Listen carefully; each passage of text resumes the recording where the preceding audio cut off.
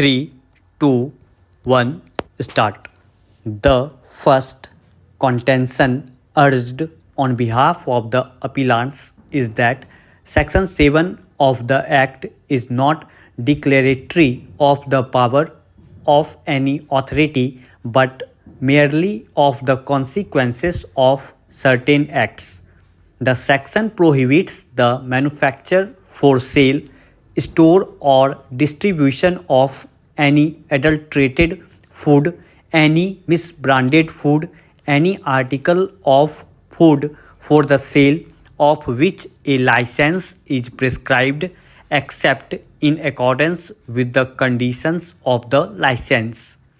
Any article of food the sale of which is for the time being prohibited by the Food Health Authority in the interest of public health. Any article of food in contravention of any other provision of this Act or of any rule made thereunder or any adulterant.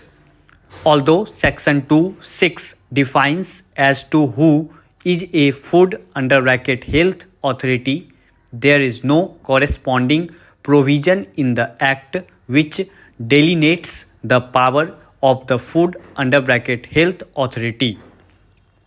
On the other hand, Section 24(2) of the Act empowers the state government to define the powers and duties of the Food Health Authority, local authority, and local health authority under this Act. The source of the powers of the Food Health Authority is to be found only under the rules, if any, made under Section 24(2) of the Act, subject to the restriction that it can be made only for the purpose of giving effect to the provisions of this Act in matters not falling within the purview of Section 23. Learned Counsel for the appellants contend that in view of the nature of the limitations placed on the state government's power under Section 24(1)(a), reading of Sections 23 and 24 would lead to the irresistible conclusion that the powers exercisable by the state government under Section 24 can only be in the field not occupied by Section 23.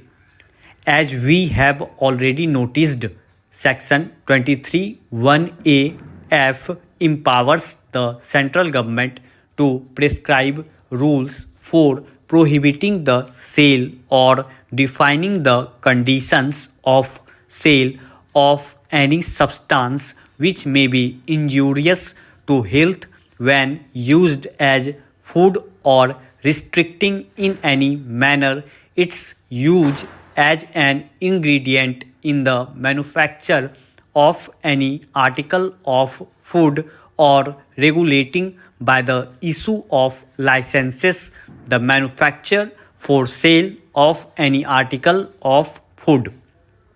Learned Counsel therefore contend that the power of the Food Health Authority has to be necessarily found under the rules made by the state government and subject to the limitation that they cannot operate in the field covered by Section 23.